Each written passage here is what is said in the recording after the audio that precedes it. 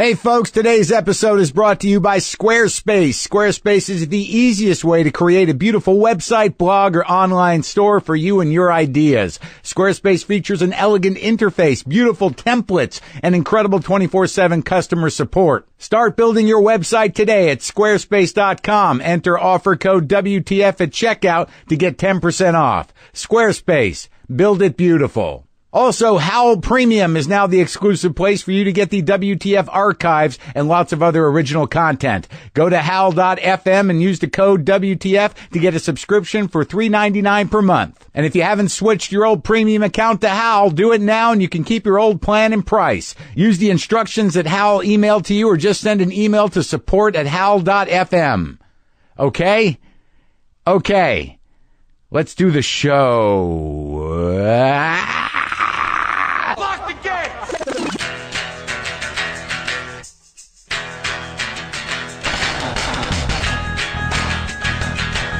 All right, let's do this. How are you, what the fuckers, what the fuck buddies, what the fucksters, what the funkadelics? What's happening? I am Marc Maron. This is WTF. This is my podcast. Thank you for being here. Wherever you're at in your day, I hope it's going well wherever you are, on a plane, on a train, in a car, at the gym, in a cubicle. Perhaps maybe you're skydiving. I don't know. I would not waste your time skydiving and listening to me. All right. I feel like I'm falling most of the time. So maybe it'd be perfect. I'm not sure. Today on the show, Patricia Arquette, the actress, the amazing actress, the Oscar-winning actress, for Boyhood. Many of you know her because you fell in love with her in True Romance. God, who didn't, man? Who did not fall in love with Patricia Arquette in True Romance? Seriously. Alabama, right? Alabama. She's an amazing woman, and it was a real honor to talk to her. She came over here, and of course, I didn't know when it would happen, but it seems to happen that I get choked up when she talked about winning the Oscar. The surprise of it, the bodily sensation of hearing your name spoken in that context as the winner of the Academy Award for Best Actress. I got choked up. I'm looking forward to it. Menopausal Marc is excited to be emoting as frequently as I am. I got two sides, people. I got the side that wants out and the side that keeps that guy in. And I don't know when this battle is going to be over. I imagine it goes on for a lifetime, but yeah, God damn it, I am sick of the guy that keeps the other guy in. I just really need to, gotta switch those roles. Just this constant battle of the defensive dude, that's a pretty broad umbrella though. The defensive dude is also the dude that functions publicly and has a certain amount of social grace. And, he's also the guy that works as a comedian, for the most part. But, that guy, they sort of work together when I'm doing the comedy. But there's this emoting thing that I don't know what it needs to do. I don't know what that guy needs to, the one inside of me that's sensitive and scared and, really wanting love and wanting to give love. That guy, I just hope he doesn't give up in there. I just really do. Boy, sometimes the things I do to avoid feeling are pretty profound. Yeah, but some of them are relaxing, but just the ability to just sit with it is difficult. I'll be honest with you because I don't usually do this, but this is like the fourth time I've recorded this intro because I thought I sounded too fucking sad, and there's no reason to be sad.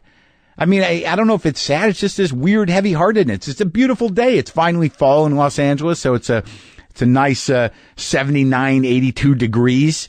I miss seasons. I think that's what it is that my heart is actually experiencing like an East Coast fall. But my environment, it's just sort of like just a slight variation on the same dry, sunny. And look, I know some of you are like, what are you complaining about sunny for? Well, it gets a little weird sometimes. I'd like a little rain. I'd like a little more gray. I'd like to be able to wear some of the new jackets I bought. Bought a couple new jackets, and I'd like to be able to wear them. And also that, fall for me it's sort of a nostalgic and heavy-hearted time. But I know when I'm overwhelmed, and I know when I'm feeling too much, because I wake up aggravated. I wake up about to snap. And I start, like, all I want to do is get my mop out and Murphy oil soap my deck, which is empty. My sad, desolate deck with my newly stained picnic table out there and 3 old beat-up chairs that should have been thrown out, but we hit them with stain. There's no layout or anything. It's all just sitting out there randomly, like the set of an existentially oblique play that I am at every time I go out there. I'm the main actor. Wandering around, I'll go look at the table and I'll be like, I should hit this with a little more stain. I'll go look at the chairs, like, oh, these need a little more stain. Then I'll sit in one, then I'll sit in the other, then I'll sit at the table, then I'll look at all the cactus, and then I'll fucking go about my day. Maybe that's the movie. I've had that conversation a few times. We were just talking to somebody. This is the movie. This is it. This is the show. No, it's not. It's a couple of people whining about things. No, this is it. This is the show. It's just me on my deck with the chairs. That's the show. That's the show. But I'm glad this is the 4th time I did it, because I'm coming upon the same, I'm about to hit the same place I hit the other 4 times. Look, people, 007 is finally back. Daniel Craig is starring in the new James Bond film, Spectre, and it's out this weekend. And you can get your guaranteed tickets to Spectre now with Fandango. Anyone who loves going to the movies should love Fandango. It makes the whole experience so easy. Even I can do it, and I never do any of this stuff. It aggravates me. But with Fandango, not so much. Download the Fandango app or go online to Fandango.com. With Fandango, you can see the movies that are playing, which theaters are in, then pick the theater and showtime to get your guaranteed tickets in advance. No worries about the movie selling out when you get to the theater, because you did it on Fandango already. And here's what I like, because this happens to me all the time. If your plans change, Fandango gives you worry-free tickets, making it easy to exchange tickets for another time or get a refund. That's really good for me, because if I buy movie tickets and something else comes up, I lose my mind. I literally lose my mind. Sign up to become a Fandango VIP. It's free, people, and you get lots of movie-related perks. Use Fandango to get your guaranteed tickets to Spectre or any movie you want to see. Download the Fandango app or go online to Fandango.com. You know, I watched a movie last night. The screeners are coming. And I watched 99 Homes. Amazing performances by Michael Shannon, Andrew Garfield, Laura Dern's in it. The kid's good. But Jesus, what a dark movie, man. It's about the foreclosures on homes and the guys that made a business out of foreclosed homes and evicting people from homes, and that whole real estate clusterfuck debacle that killed a lot of people's lives. It's about a compromise of the soul, about a selling of the soul, about a soulless motherfucker and a kid who rationalizes the compromise of his soul. Yeah, man, it was engrossing. It was so fucking engrossing. I woke up feeling guilty and dark. There's a hell of a pitch for a movie. It's so dark and troubling that you wake up dark and troubled. I get nothing for plugging this. It just might be why I'm feeling the way I am today. Look, folks, we're getting ready for the Lorne Michaels episode. And it's been great for me to play these clips of people from the past. I had a great talk with Mike Myers last year, and this, Mike Myers is a guy he's been rumored or reported to be difficult to work with from time to time, and we talk a little bit about that. But it's interesting to hear from a guy who's very protective of his own work and hear what he had to say about Lorne Michaels. This is from episode 518. With Mike Myers. I got a call and somebody says, "Is this Mike Myers?" And I thought, I was in Chicago. Yeah. And I said, "Yeah." And I thought it was like immigration or something. Yeah, Even though all my papers are always fine. Right. And they said, "Will you hold for Lorne Michaels?" And I thought, this is Paul. Fantastic. Yeah. Paul Mike. And he's like, "Is this Mike?" Yeah. Lorne. Listen, I'm hearing things about you that are good. And I'm like, what the hell? I'm like, what? I was by myself and nobody did. Like, what? Yeah. Would you be interested in being on Saturday Night Live? I was like, yes. Yeah. So you come down to New York. How long after the phone call? So after the phone call, 3 weeks later, I go down to New York City. I'd never been to New York City. Mm-hmm. I go over the bridge and it makes me cry, the 59th Street Bridge, because I love New York. I love London. Yeah. I'd always loved New York, but I had said to myself, I'm not going to go to New York unless I'm invited for something. So this was it. Yeah. I got invited for something. Right. Go over that bridge. It was magical. You just can't believe it. Yeah. The only other place that I've approached that's made me cry is Venice. Mm-hmm. I still can't believe it. It's so beautiful. I got to see that. Oh, it's fantastic. So you go to 30 Rock. And I was supposed to have a meeting with him at 1 o'clock. I don't actually get in to see him till 1 o'clock in the morning. So I'm that outside. You waited? I had 3 full meals, and Yeah. And I just waited, and I just go, am I going to see him today? Oh yeah, definitely see him. And I come in, and Lorne is sitting at his desk, and the window behind him is of the Empire State Building, which I've never seen At night. Mm-hmm. And he's talking, and it's Lorne Michaels. You know, I did a project on him in grade 8 of Famous Canadians. Yeah. And I'm just not believing it. So I walk in, and there's 2 chairs, and he said, "Have a seat." And I said, "Which one?" And he goes, "Which one do you think?" And I said, "Which is the one that's going to get me hired?" And he laughed. And the other producer was like, "Oh God." Here we go. Right. He likes me. He don't like me. Yeah. I just felt the. Who was the other guy? Jim Downey. Okay. Who I'm now fantastically in love Was he with. the head writer then? Yeah, he was the head writer. Yeah. When I first got hired, I didn't get an office. So Yeah. my office I was cross-legged on my coat by the elevator bank. Yeah. And he would come in and he'd say, "Can I help you?" I said, "Yeah, I'm on the show." "Right. Don't have an office?" "No." "Should get one." "I'd like one." "You should ask." "Who would I ask?" "Well, someone will get you an office. Just don't hang out by the elevator bank. It's weird." So I'd go, "Okay," and I'd say, "Lorne says I should get an office." And he goes, No, there's no offices." And so he kept running into me. He goes, Do you have a security badge?" So it was you a should keep bit. it out. I guess it was a bit, but I thought he had no idea who I was. Oh, until the 3rd show, and I did Wayne's World.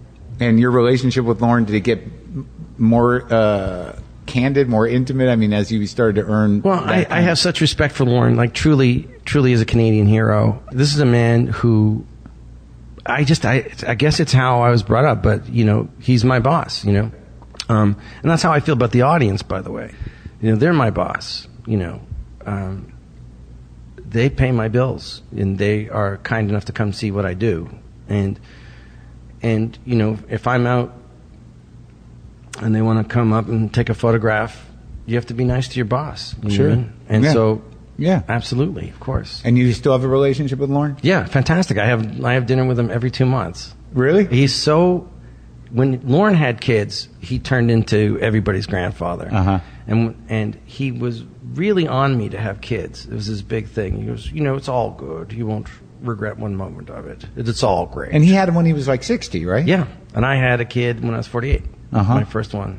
And then I just had one in April. So it's amazing. It's fantastic, dude. A Canadian hero. There you go. That's a pretty ringing endorsement right there.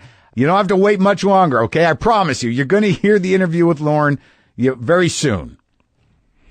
We're sponsored today by Stamps.com, which, if you don't know by now, is the better way to mail and ship stuff. I mean, you could go to the post office, you could lease a postage meter, and you could say to yourself, there's got to be a better way than this, and there is, people. Stamps.com. Buy and print official U.S. postage for any letter or package right from your desk using your own computer and printer. Plus, Stamps.com is more powerful than a postage meter and doesn't cost as much. Stamps.com is only $15.99 a month with no long-term multi-year commitments and no markups on postage. You'll get special discounts on postage. It's amazing. You don't want to see me when I'm aggravated, and when a lot of stuff piles up for me to ship, I get aggravated. That's where Stamps.com comes in. Right now, use my promo code WTF for this special offer. Start a 4-week trial plus get a $110 bonus offer that includes a digital scale and up to $55 of free postage.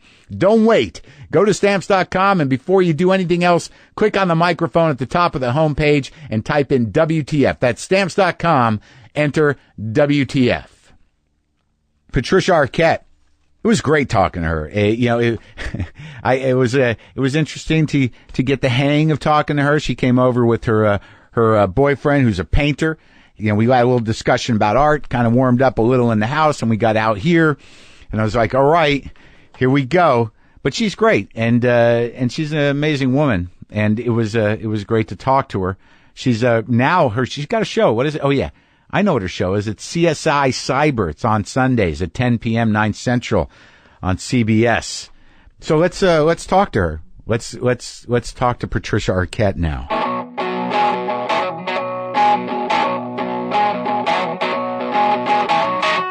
Well, I appreciate you coming. I know that did Richard Linklater say something about it to you? He did this show. Oh, he did. Yeah, and I'd like to feel like he referred you to the show. Did he not? Actually, my boyfriend Eric White. Oh yeah, is he a painter? Yeah, he's a painter. Yeah, he's a fan of the show. A big fan. Oh really? So now the pressure's on. That's right. You better deliver. You better deliver. Oh. Why is it on me? I got to ask you a weird question about. I grew up in Albuquerque, New Mexico, and there was a family of Arquettes that were my neighbors. Are you related? Do you have any cousins in Albuquerque? Do you remember some of their names? Sure. I think the mother is a children's book or a teen novel writer. Her name's Lois Duncan, and the sons were like Brett Arquette, Donnie Arquette, and Brett Arquette's actually some sort of mystery book writer. Nothing. Oh wow, how interesting! I know. I've been wondering for years, but you don't know. I don't know, but I think my grandfather had a brother who was a prolific breeder across America. So all of a sudden, I'll hear, "Hey, I'm your second cousin." Oh, really? Charisma Arquette. And I don't know. I think he spread his seed. This would be your grandfather's brother.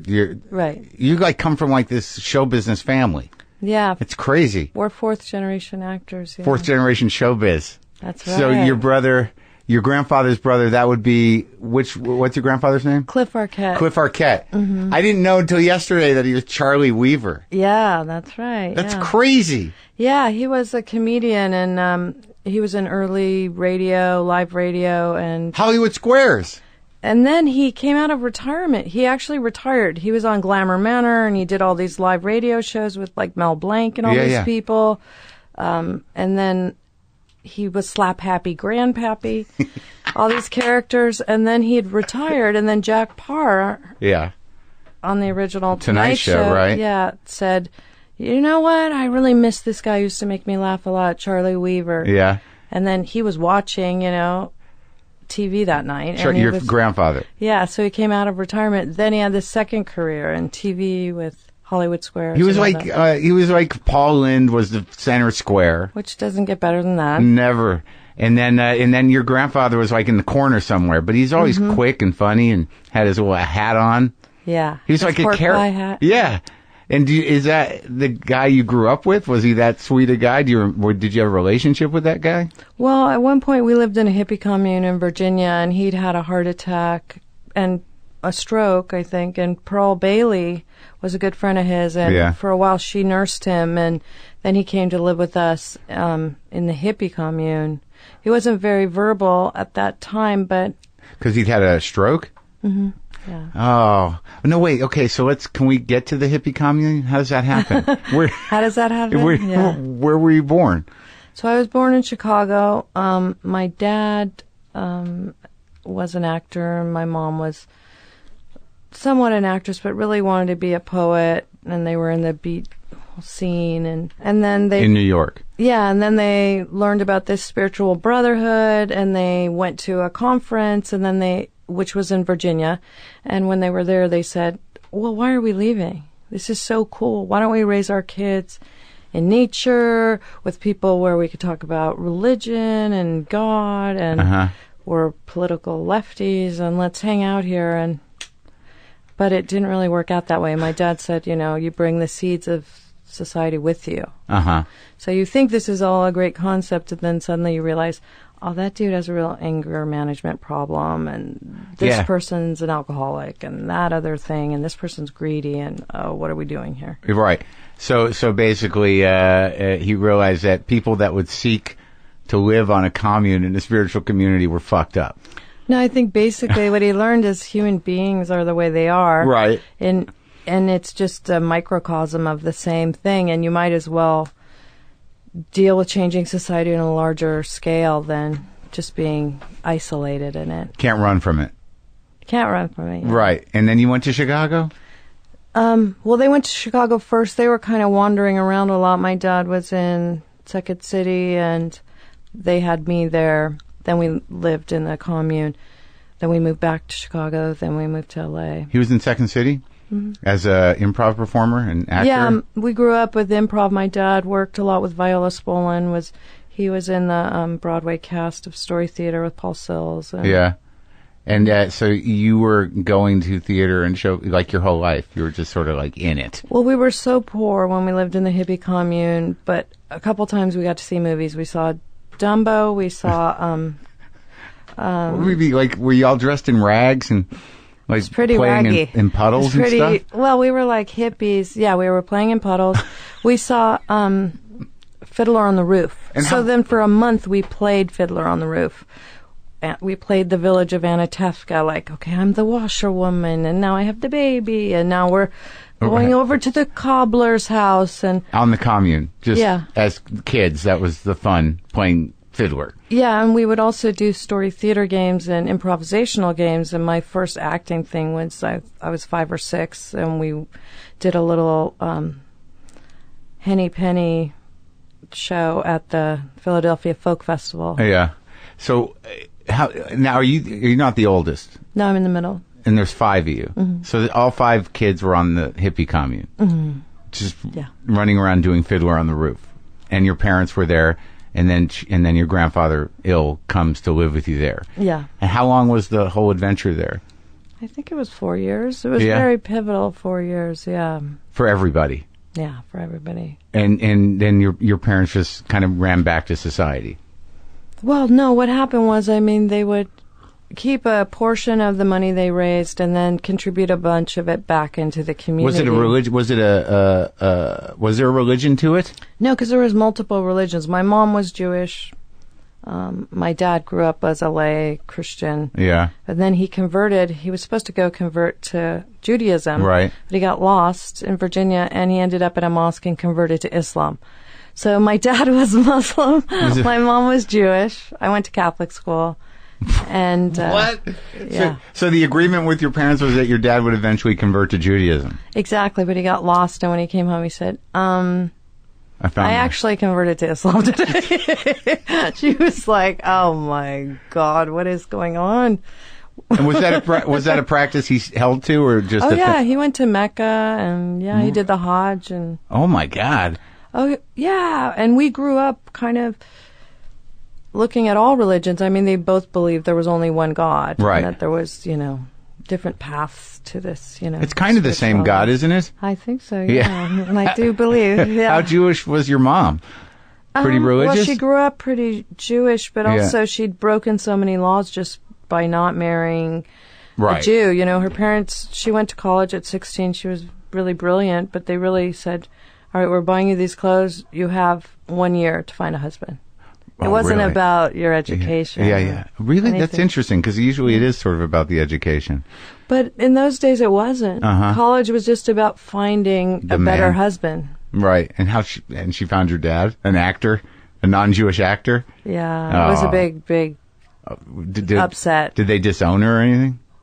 They were very mad, I'll say that. I don't think they had two nickels to disown anyone. But they were upset. They were upset. And you went to Catholic school. And I went to Catholic school, yeah. I wanted to be a nun. Really? For reals? For real. Yeah, and we grew up doing, like, Ramadan and all this stuff, fasting, and yeah. And you were the Catholic one? I was the Catholic one, yeah. My brother went and lived in Thailand for a while. He was, for a while, the Buddhist one. Oh, he was Buddhist? For a bit. And did anyone end up Jewish? My brother, the Buddhist one, he got his, which brother? Richmond. I think we're all of them. You're like, theoretically, by Jewish law, you're all Jewish. I know. This is not new news to me. But none of you are leaning on that, really. I don't know. I can't deal with politics, the politics of being religion. Jewish? Yeah. Of all religions. Right. So out of all this chaos, how the hell do you all end up in California? So my dad, since he was an actor, at a certain point just went to where the work was. So we moved to California. But when did he start working? Like, did it for reals? I mean, Well, after he the was commune? always working. Even in Chicago, there was a lot of work. There was theater, there was comedy, there was different kinds of commercials and things. Right. Because he was like in everything. I mean, he was like a big TV character actor. Yeah, he worked a lot. He Like- worked all the time, yeah. Was he like, what, he was on the Waltons? Yeah. He lived a while, right? When did he pass? I don't know. It was a long time ago. Yeah. I don't like to memorize Yeah. death dates. No, I can understand that. My sister always calls me. She's always like, in 4 days, Mom died 15 years ago. I'm like, why do you always remind me? Why? I don't want to remember that. But he was yeah. like, didn't he do some Christopher Guest movies too? He did. Waiting for Guffman, yeah. Wow. So when you were a kid, like, because all of you are kind of in show business, right? Most we of all you? are. Yeah, we all are. Richmond is too? Yeah. Mm-hmm. And how does that, like, when you were growing up, where'd you live? Did you live in the Valley? Hollywood. Right in Hollywood, where you Yeah. still live now? You're not in the same house. No, but I'm close. It's dingy old. When we grew up, Yeah. the Hollywood of the 70s was a real dingy little dirty place. Yeah. And criminal.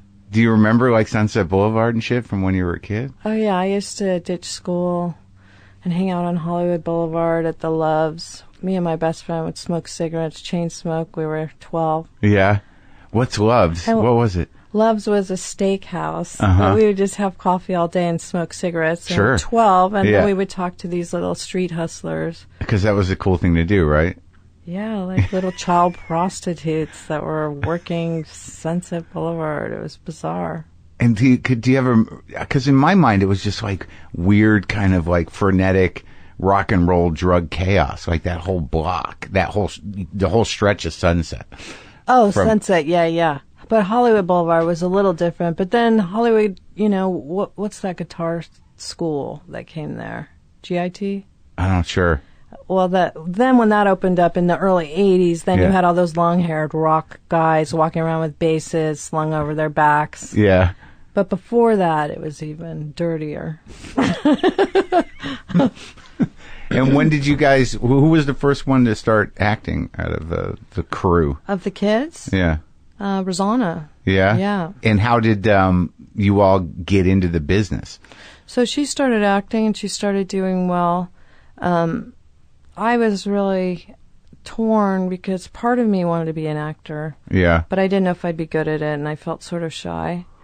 But the other part of me wanted to be a midwife, and I didn't know which direction to go. But I didn't want to turn away from acting just from fear. So the nun thing passed, though. Well, the nun thing passed because of a very sad tale. The nun thing passed because I was number one in my catechism class, and I was about to get my first communion. And they called my house, and they said, "Is your mom there?" I said, "No. Is everything okay?" They said, "Well, we can't give you your first communion tomorrow." And I said, "Why?" They said, "Well, because your mom's Jewish, and we can't." And I said, "Well, it's okay." They said, "No one will be able to take you to church." I said, "I walk to school anyway. I'll walk to church." And they said, "Well, we can't because your mom's Jewish and she's going to hell." So I was like, I said, "Well, I guess maybe I do think of a different religion than you. Maybe you're right." Mm-hmm. And then when I was hanging up, I said, "Oh, and Jesus was Jewish." And I hung up. You showed them. Well, I was right. You were right. It's true. I don't understand how. So you are your dad's Muslim, your mom's Jewish. I know it's all religions, but they just let you be Catholic. Oh yeah. They're like, you're at school, so you're learning to be Catholic. You're like, No, you to them, they said, religion is a very personal thing, and there's only one God, and that is the most beautiful thing on earth. And so you get to decide for yourself what is your religion. You get to decide for yourself the life you want to live. And you're what you 12 believe in. or 11. All of our lives. Yeah. And you just chose Catholicism because you were in a Catholic school. I mean, in a weird way, even though there's all these different rules and these religions have different sins and so on, in a way you could say that's probably one of the greatest sins, is dictating to someone else what their personal love of God should be. Well, yeah, I think it's a control thing usually. And fear, I guess. Yeah, right, to keep people in the tribe of one kind or another. Do you still have faith? I do have faith, yeah. Yeah? You've got a good sense of God at this point in your life? Yeah. I mean, when I wanted to be a nun, Yeah. I had that sort of ecstatic love, that real kind of being in love with God and Jesus and this concept of, and I still feel really close to Jesus' teachings. Yeah. Not the church that necessarily surrounds it. Right. Did you explore like Buddhism and other stuff too? A little bit, but I never felt that same kind of thing. To me, Jesus was a real radical. Oh, so you like the whole... nonconformist, Yeah. radical, question authority. Yeah. Also, I look at Jesus like a feminist. He was a really early feminist at a time where they were stoning women to death. Like, on one hand, he's had this archetype of a virgin, right? Yeah. His mother. And the other hand, he had a prostitute, another Mary, two Marys, like symbolically the same name, two different sides of women, one being completely, non-sexual. Yeah. Or rejecting sexuality, and the other having experienced sexuality. But to say cast the first stone, or you can't live in glass houses. Right. When you're talking about female sexuality at that, that time is seriously radical. And then also the concept to me of baptism, it's like the mikveh. Mm-hmm. So I think it's all connected. And I guess that's true, isn't it? He was sort of a feminist. Yeah. I never hear that much. No. You don't hear that Jesus being championed as a feminist that often. But also because I think also his openness to feeling and empathy and vulnerability and fear and sadness, and it's not like I'm going to raise my sword and chop everyone's head off, or kill your child on top of the mountain if you love me. It's like a real human suffering and concern for the human condition. And so the midwife thing, that was an actual thing too? You were going to be a midwife? I didn't do that yet. Oh, yeah? Don't give up on me yet. Going to be a doula? Is that the same thing? Yeah, maybe. Yeah. Have you delivered any babies? No, I've been at a lot of births. Yeah, I delivered my own babies. And the last one with no painkillers at home. Really? Yeah. Like in the bathtub? Or no? I really had this great idea about the bathtub, but it wasn't all it was cracked up to be. Yeah. I actually hated being in the water. So that was what was recommended, and you were going to do it that way? No, I read all about it, and I kind of bought into that party line. But when I was in it, I was having back labor, so the last thing you want is kind of this hard tub on your back. Right. Back labor, that's just, what does that mean? I don't know. It means the baby's head is sort of pushing against the back of your spine, and yeah. How old is this child now? She's 12. Yeah. Oh, yeah. But so I've only talked about childbirth one other time. Really? With, I don't have any children. But Lake Bell went deeply into her childbirth. Oh my God! Yeah. And she just had it, and she came in here like her boobs were leaking. It was very exciting. It is exciting. Let's face it. Yeah. Oh no, it was like she just told it all, and it was very exciting, very graphic, and she had a pretty good attitude about it. Right. Yeah. Wow. You have two kids? It's intense. Yeah, I have two. One's older though. Yeah, my son's older. Like how old? He's 26. What's he up to? He's a really cool guy. He went to SFAI. It's an art school in San Francisco. Yeah. So he paints. He does photography, and he's just a really cool. And you guys get along? Yeah, I love him. That's so. It's pretty insane, right? To have almost two different lives with your children. Yeah. Mm-hmm. All right. So you decide midwife you're going to put on hold. Yeah. And be an actress. Well, okay, so here we came down to, it all came down to fear. Yeah. I was like, I want to do these two things, but one I'm really afraid of failing at. Which is? Acting. Yeah. And I'm afraid of being bad at it. Yeah. And so you've never done it before? Ridicule and all of that. Not publicly. Mm-hmm. But I said, more than being an actress or being a midwife, I want to be brave. Mm-hmm. So that's my job. For the next year, between 18 and 19, I will be willing to fail every day at acting. Because every day that I fail and then I still show up and try the next day, Yeah. then I'm getting my real need met, which is to be brave. And was this were you training? Did you take classes? I was studying. My sister Rosanna was paying for my acting classes as a gift, and I was... Who were you studying with? Milton Katselas. Oh, yeah. I've heard of that guy. Yeah. He's like one of the big guys, right? He's pretty big. I mean, I started with Cal Bartlett, which was his beginner's class. Yeah. He was a really good teacher, I think. I studied with different people. I studied with Larry Moss and Julie Areola. And Do you remember, because when I talk to actors, I don't talk to a lot of them. Do you remember what elements of learning that you sort of keep with you? Like, is there, like, because from what I gather from talking to actors, you kind of cobble together your own craft in a way to do what you do. Are there things you do every time you take a role on? Well, my biggest teacher was this guy named Roy London, who was a really interesting teacher, and he would say to me, you know, most directors you're going to work with are men, and they're not going to understand you. But what they really don't understand about women is your interior emotional life. Uh-huh.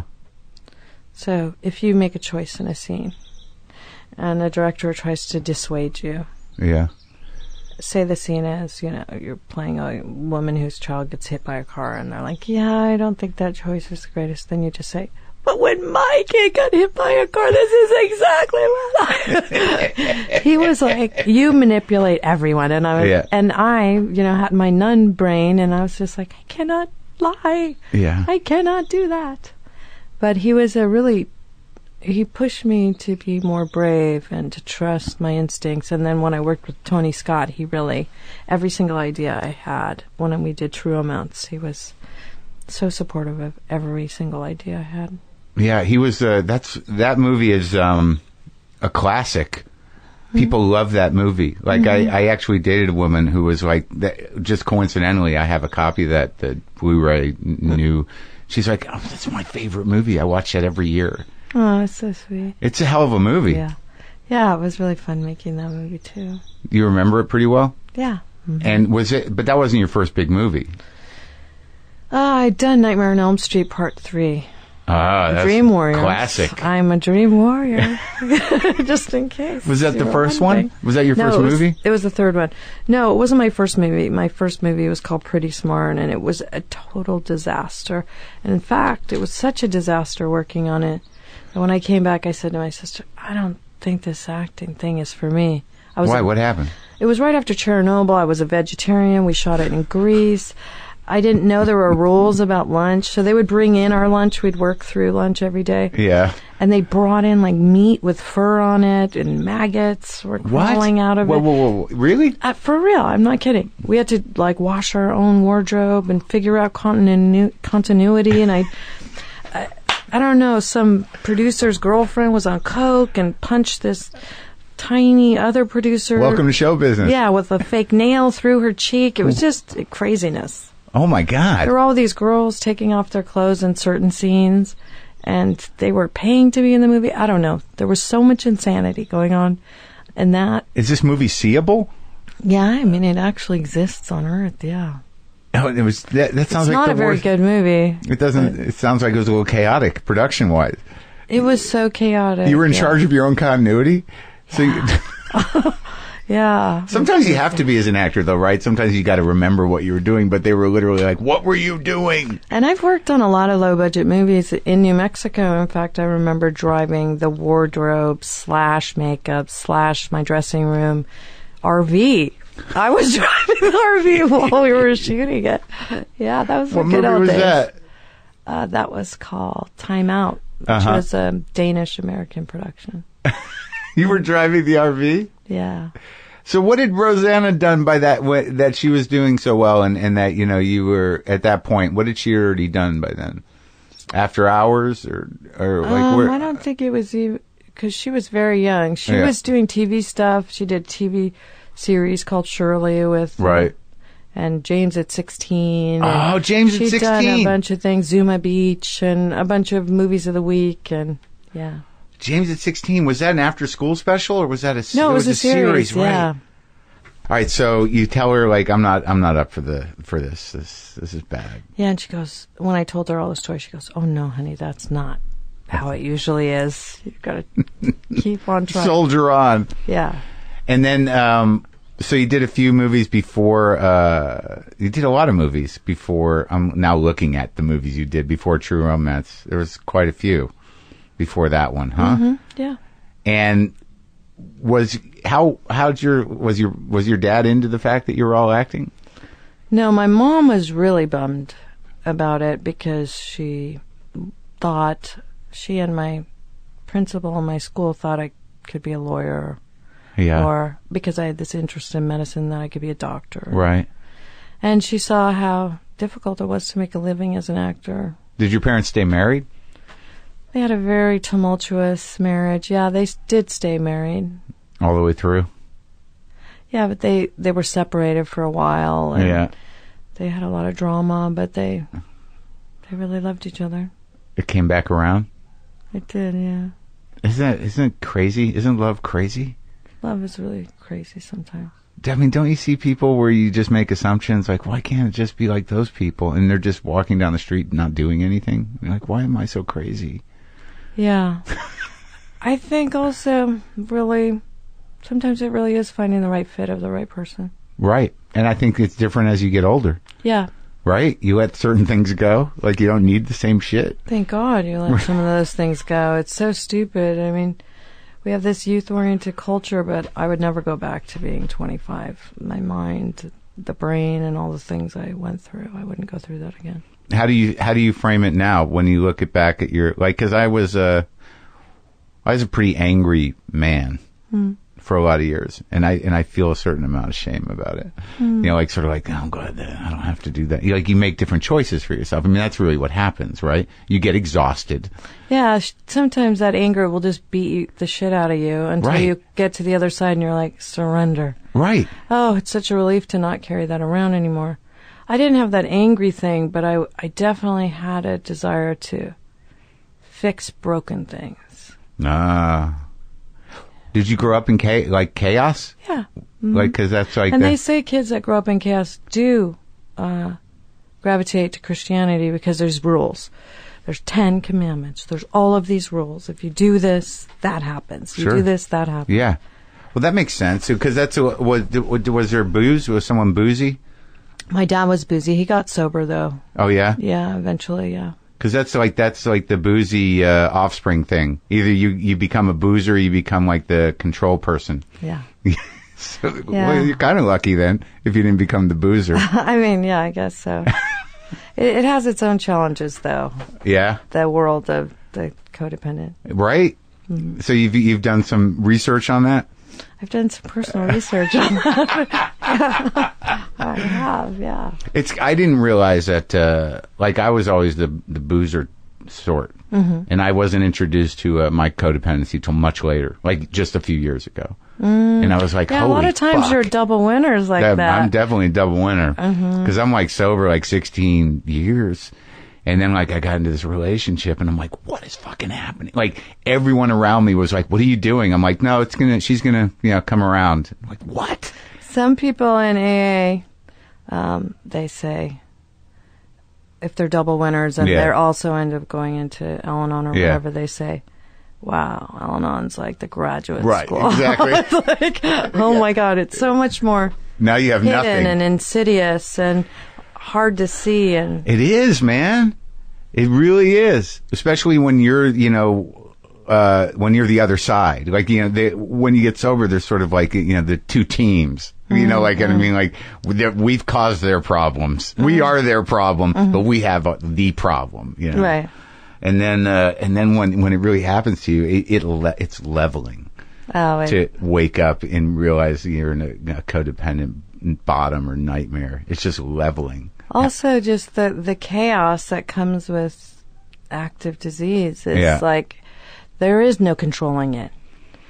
And the more you try to control it, the worse it gets. And especially when it's a person. Oh, it's just a horror show. We had some pretty public, weird relationships, right? I mean, like that, the Nicolas Cage thing, that was quick and weird.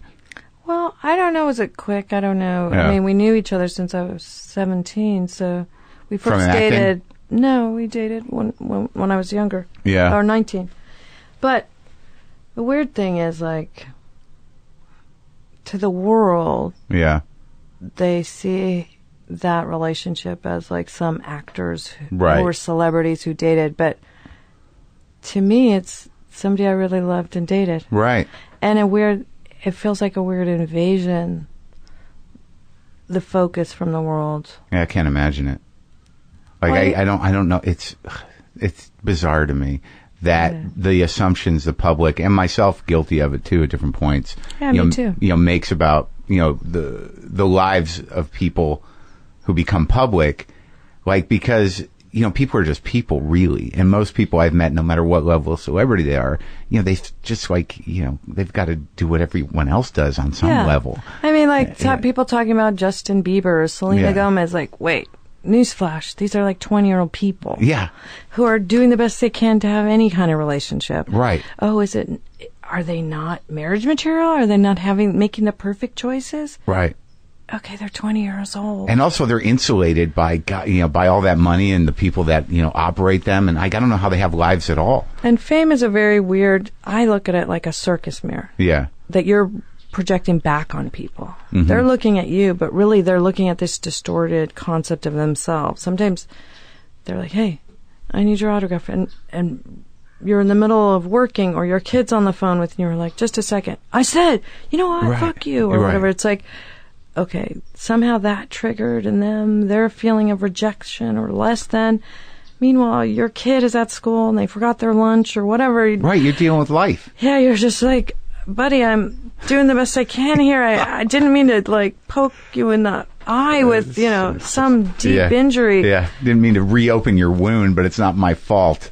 Yeah, I mean, sometimes people project a lot of stuff on you. Or if you're my friend, that means I'm more valuable in the world. Or I have to talk to you. We have to hang out. It's like, it means so many different things to people that. And they're not even seeing you next. Exactly, that's what I'm saying. It's a whole different level of objectification. You deal with, like, there's a standard sort of idea of women being objectified, but if you're a celebrity and a woman, then it's like, it's twice, because celebrities are already objectified. It's just being like some weird walking distortion. Yeah. But now, like, I think selfies have made it a little easier. Then you don't have to have a pen and a piece of paper. Just some person will come up like, "Can I do a selfie?" It's like, I mean, quick. people are usually awesome, and I'm not complaining about people saying hi. Yeah. I'm just saying sometimes you feel a weird extra thing, and you're like, this isn't really about this moment right now. Yeah. This is about a whole lot of other stuff. Yeah.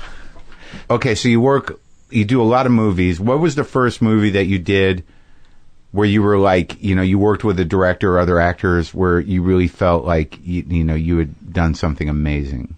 Was it True Romance?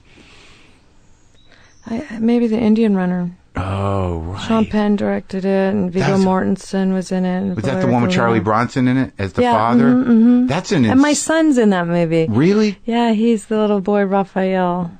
Yeah, he was. That was a pretty intense movie, man. Yeah. So what was it about working in that environment that made it? What was it, because you were working with a director who was an actor? Did you know Sean before? He's such a good actor. Yeah. No, I didn't know him before. Everything about that movie was different. Like, even the audition scene. I didn't get the whole script. The audition scene was never in the movie. It was actually it was the scene where Dorothy meets Frank. Mm-hmm. And everything about Sean was really different. He would sometimes come up to us in scenes and whisper different things in our ear about what had happened to us before the scene or how we were. He was just so emotionally free as an actor and so present as an actor. I'd also worked before that. Another pivotal thing for me was working with Diane Keaton before that. She directed me in 2 projects, Movies of the Week. And working with her as an actor, to have this woman who was such an incredible actress and such a powerful director, so emotionally present, I think that was really pivotal for me. Then working on Indian Runner with Sean, True Romance, definitely. And it was part of the reason I got True Romance was because of Indian Runner. Oh, yeah? Mm-hmm. Because Tony had seen it? I think they'd heard about it, and then Tony had talked to Sean, I think, yeah. And, like, when you, like, do you still have a relationship with, like, Diane Keaton?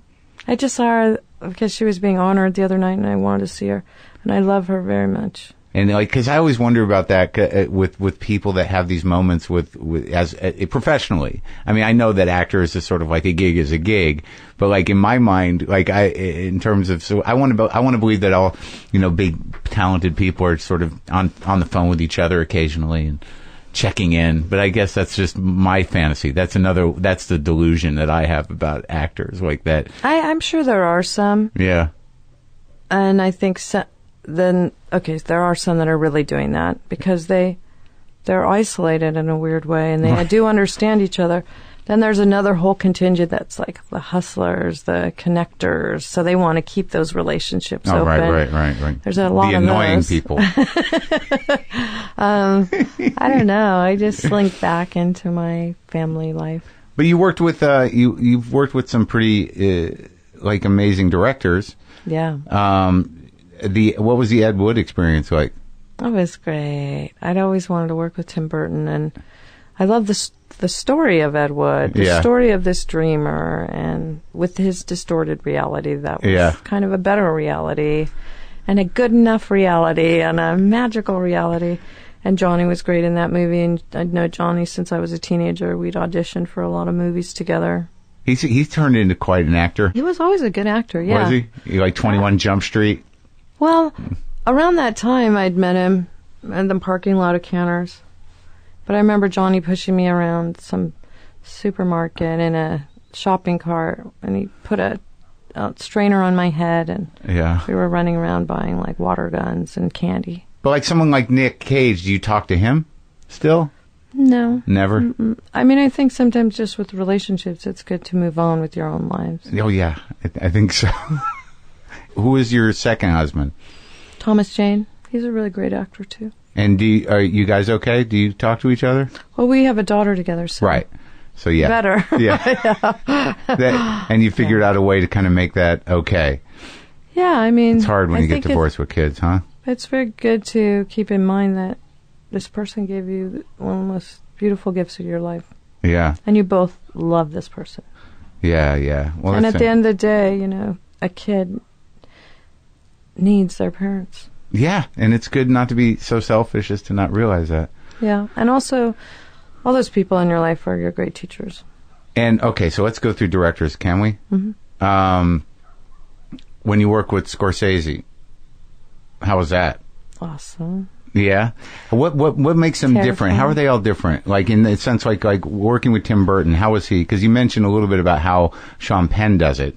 And he was sort of giving you backstory in your ear to provoke emotional reactions, I imagine. And Diane Keaton, I would be doing a crying scene, and she would be crying off camera. I'd be laughing. She'd be laughing. Like, she would touch you before and just kind of infuse your whole body with this electrical support system that was really intense. Tony's, Tim Burton,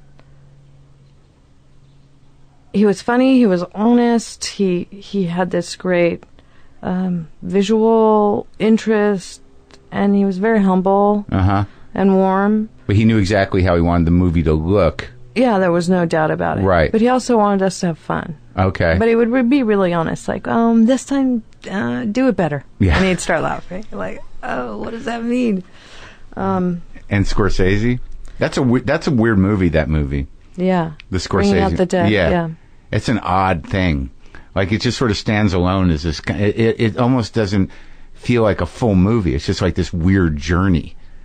Well, I think the weird journey of the nocturnal experience and the world of the dying and dead is like some kind of dream state.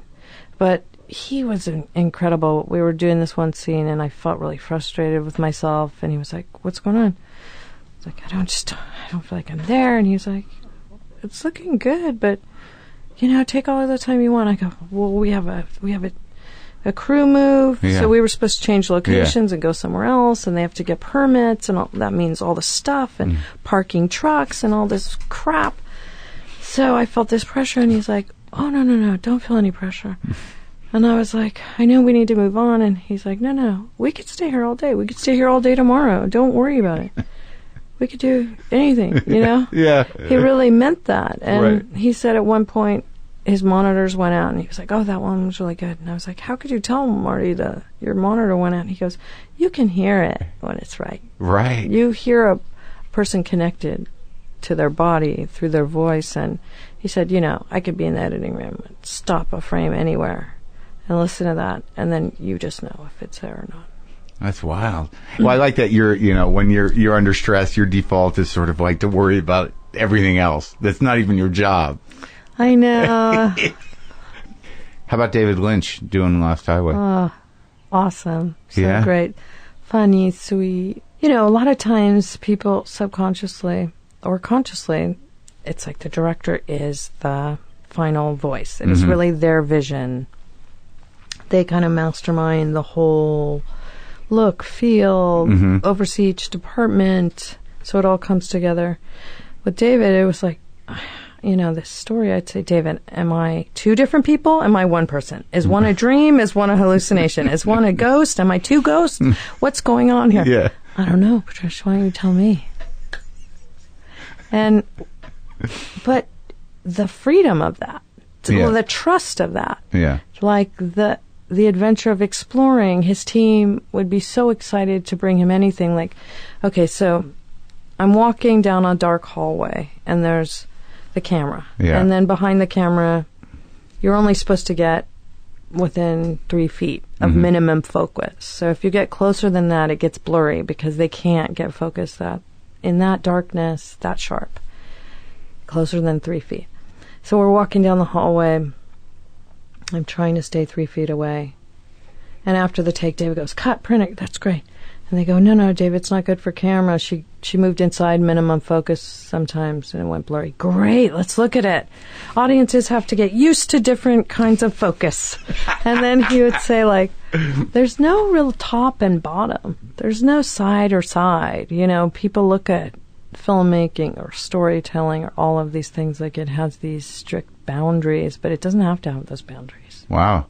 So in the moment, he was like building a new language of film. And also just opening up your own mind to like, oh, film isn't this solid thing with these sharp corners, 90-degree turns. It's actually this stretchable, pliable, moving thing, which is exciting and scary.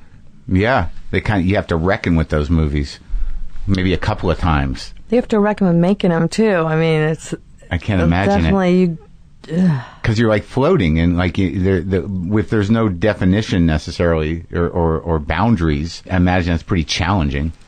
Well, and because I have a logic to the way that I feel safe in the world and also making choices as an actor, so I decided, I knew that David had written it around the time of O.J. Simpson, and David was very obsessed with that trial. Uh-huh.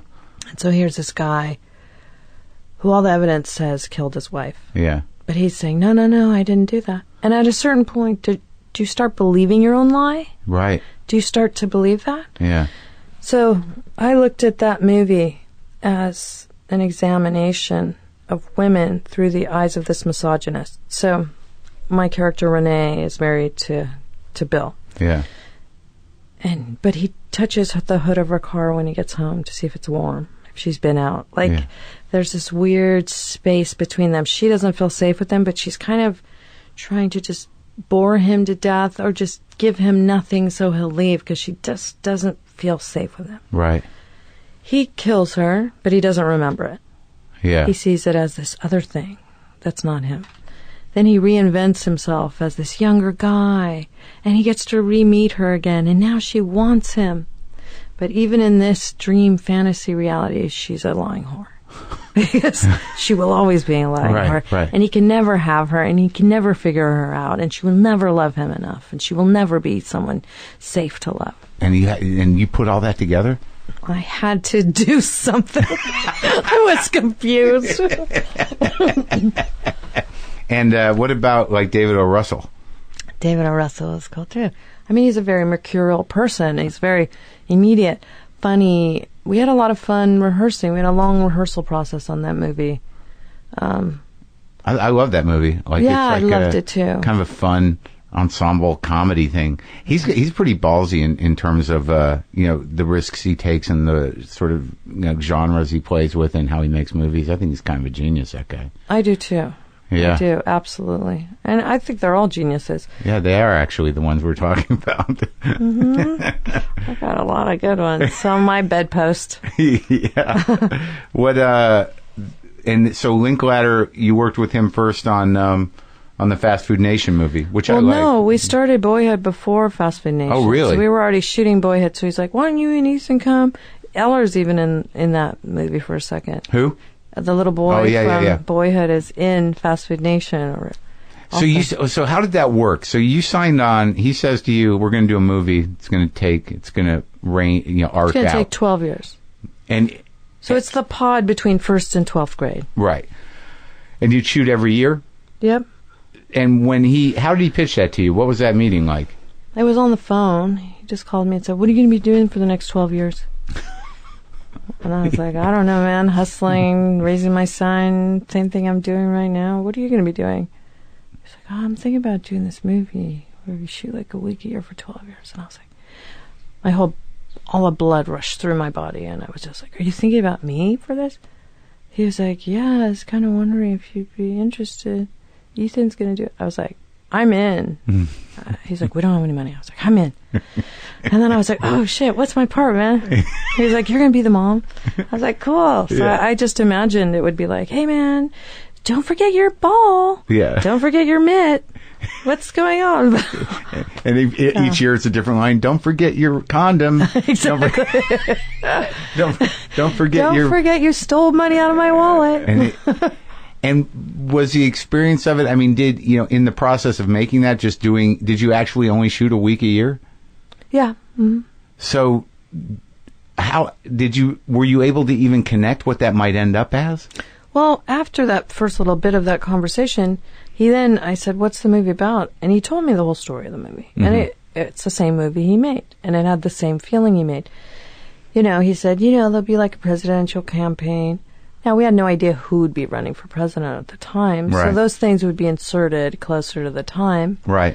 But he'd call us a few months before and say, "Start thinking about this stuff. These are the scenes this year." But it was still like 1 week of shooting a year. Mm-hmm. So I imagine, what was the experience of seeing that movie for the first time for you? Because just for me, it was like, it was kind of brain altering somehow. Mm-hmm. How did it? What I can't imagine what it must have felt like for you to actually see yourself move through over a decade on screen. Well, it was really surreal in a million ways. Rick had offered to let me see it. Okay, the movie's done. Do you want to see it? Yeah. I said, "You know what? I want to see it with an audience." He's like, "Are you sure?" So the first time I saw it was the first time it ever had an audience. 1,200 people at Sundance. Yeah. Me and my boyfriend had just started dating. It was the first time we saw a movie I was in together. Uh-huh. So that's a whole other element. Then watching that, yes, yourself aging, but also on top of it, it was like watching it through 4 brains, because there was the brain of myself watching the movie. There was the brain of watching myself age. Mm-hmm. There was the other part of me that knew, oh, that's the year Ethan got divorced. Oh, right, that's the year the real life I thing. got divorced. Yeah, right. Our own stuff. Oh, Eller's family got divorced that year. Oh, the makeup lady couldn't be there that year. Oh, our wardrobe lady was so pregnant that year. Yeah. All of that stuff right. is in the background of another part. And then, because I only had the scenes that I was in, there was another part of it where my character, my son Mason in the movie, Eller's character would say, "I'm going to sleep on my friends." And I knew he was lying. Mm-hmm. But I didn't know what that next scene was. So then my character was watching the movie. And my character was seeing them throw these darts, and this guy is kind of a pervy, weird dude, and my character was like, "I don't like that fucking guy. You can't hang out with him anymore." And my character was making all these judgments and decisions like, wow, your dad was really a good dad. Oh, yeah. Wow. If you could just be a fly in the wall of the other parent, you'd probably see, like, I really chose well to have kids with you. Did that inform your your real life? Yeah, it did. It made me definitely think, I need to step back and have a bigger picture of things. The chances are, if you have really great kids that are loved and happy and full, probably the other parent's doing something right. Yeah. It's very moving. So you actually, having all those 4 kind of narratives going in you during the movie emotionally, like you were able to almost, it was almost like a crash course in emotional growth. It was, and then also I had this fierce feeling of protectiveness because I'd been through so many movies and screenings and film festivals and movies that were great. I mean, True Romance was a bomb. It found its own audience over time. But here was this movie that I really was connected to emotionally and the people in it, and I really loved. And I knew it had a different meter, and I knew it was different, and it was dealing with more nuances of being a person, human, than sort of these obvious plot kind of things. So again, it was like, I kind of think I'm going to really not like people if they don't understand this movie, or if they don't accept it or see what's special about it. I'm going to really have an emotional time with this one. Yeah. And it was, how'd you feel about its reception? It was amazing. I bet, thank God it was amazing. Because we were like, all right, here we go, man. I don't know how this is going to go down. Especially with the kids. It was their first movie like that. Like, you know what? No matter what happens, it doesn't matter. Like, I love you guys. This is our thing. It doesn't matter. Right. But after the movie, there were just all these people crying. And like, there was a 18-year-old boy like, this is like my life. And then there was a 60-year-old lady like, this is my life. Like, it was beautiful.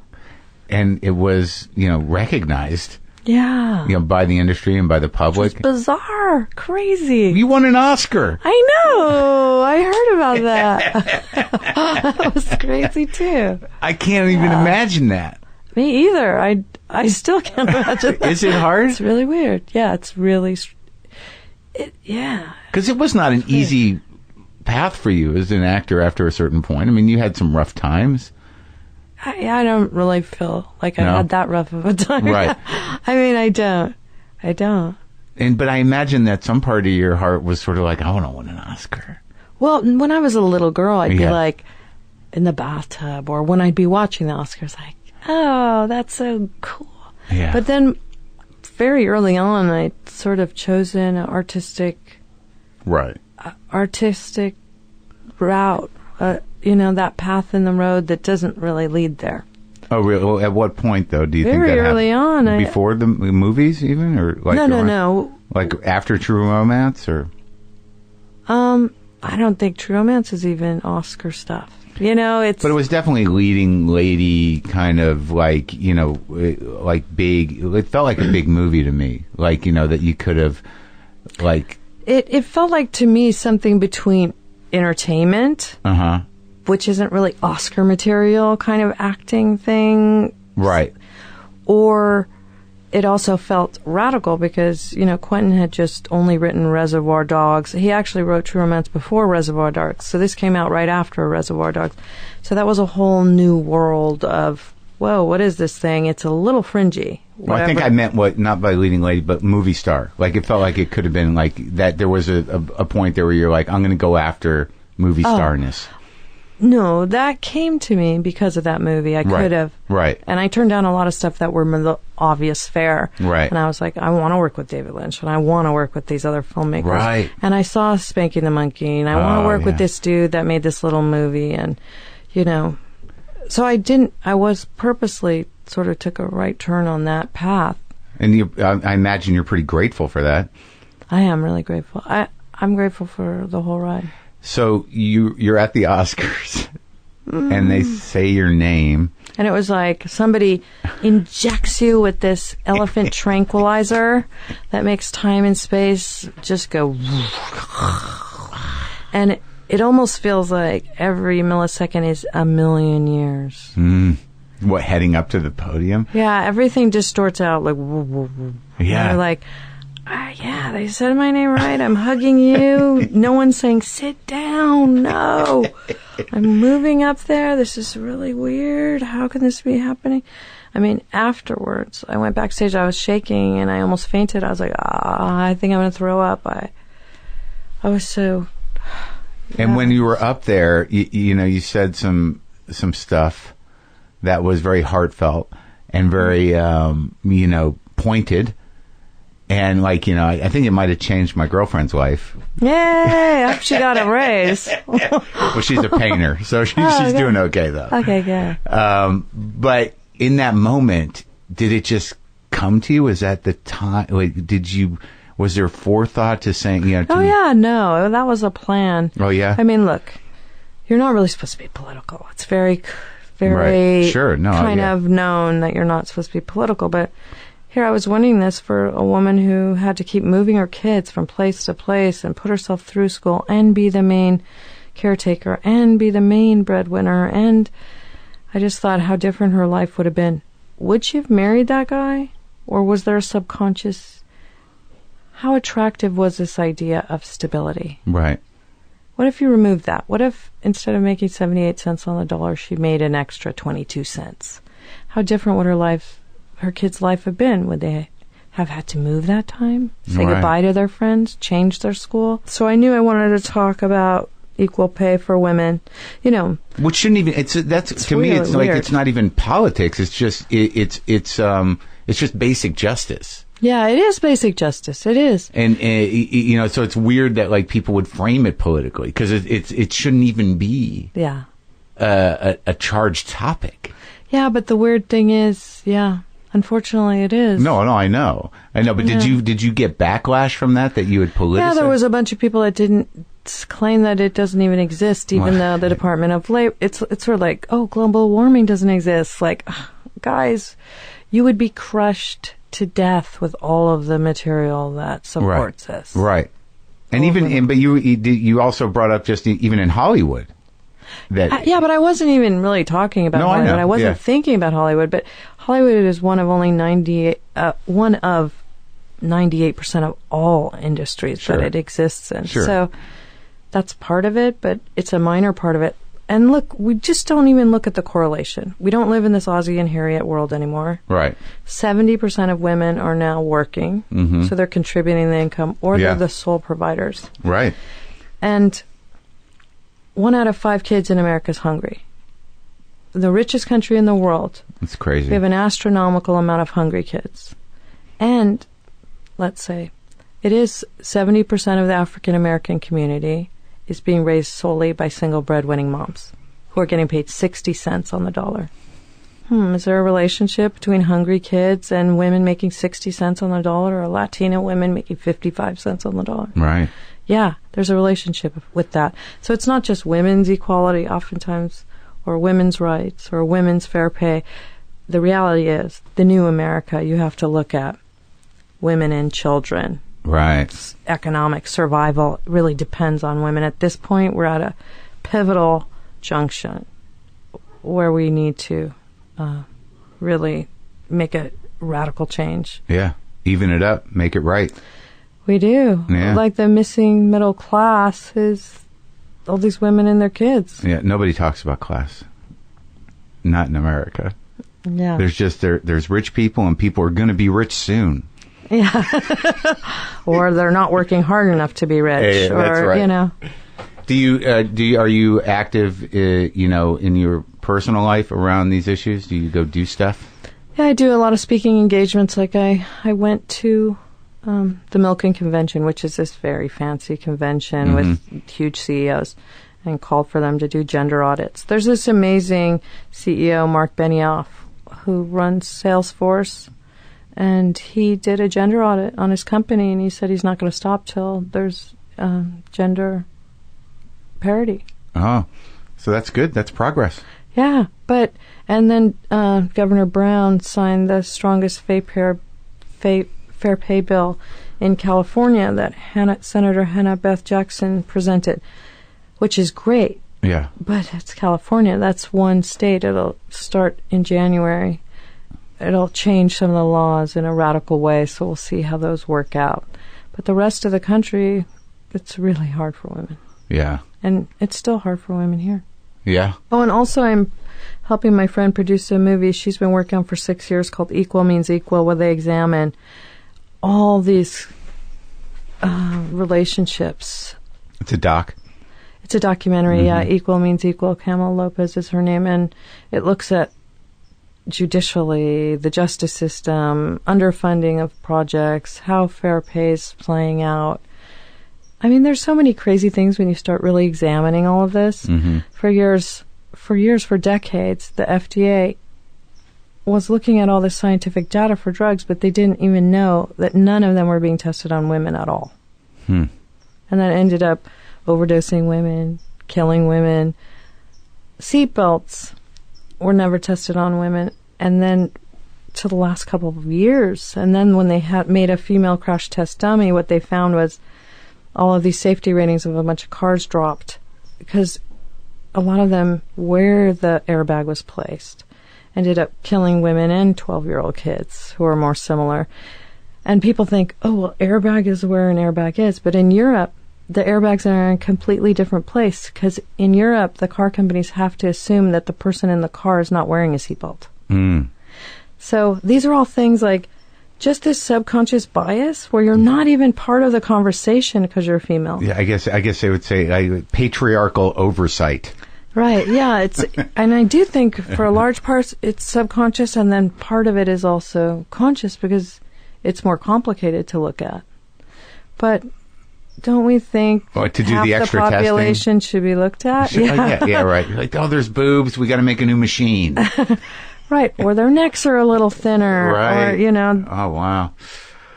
So, as a working mother, when you do TV over movies, or instead of movies, do you approach it differently? Do you see it, you were on that show Medium for years. Yeah. And is that as fulfilling as doing movies, or is it sort of like a job? It's really different. It's more like a theater company that's traveling all the time and doing it's almost like live theater in a weird way. You have to shoot 8 pages a day. You have to learn this astronomical amount of dialogue. You have to leave it there. You never get to go back to it to fix it. You don't get to look at the whole arc of the whole thing. So you learn to memorize much faster. You have to be present in the moment and be that character for years. Yeah. And you also really establish a deep relationship with your crew. So there's things that are hard. You don't have the same relationship with the director.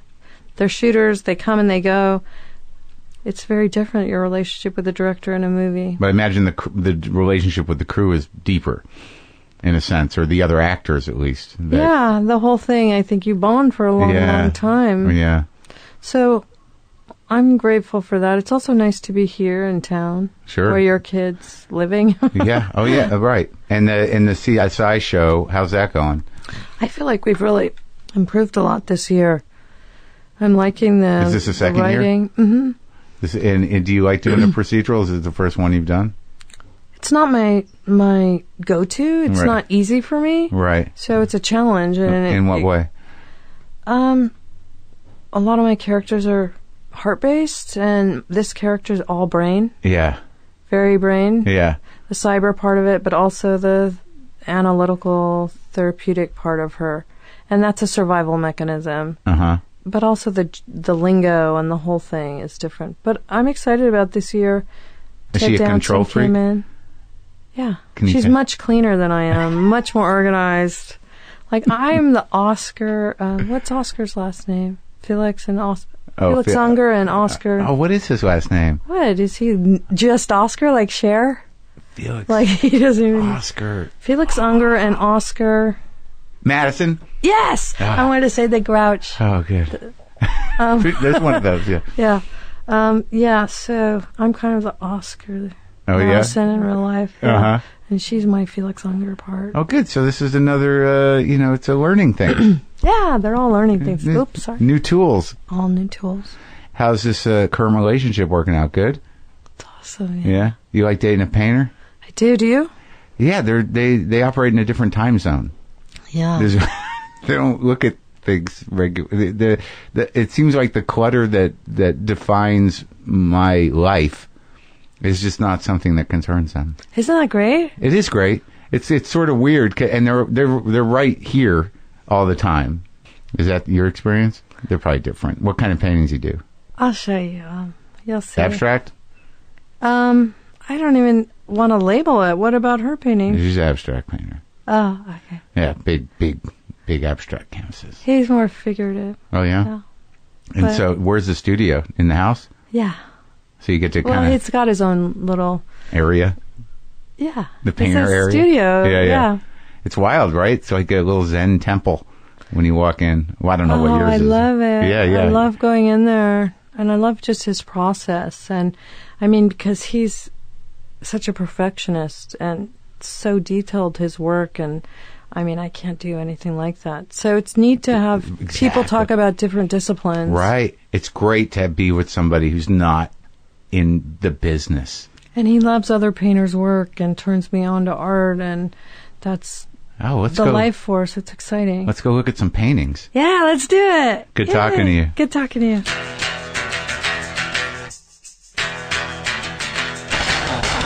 Okay. See, that was moving. I'm so grateful that I am able to talk to people out here. If I don't talk to a guest, for a week, I'm in trouble, man. I like to talk to people.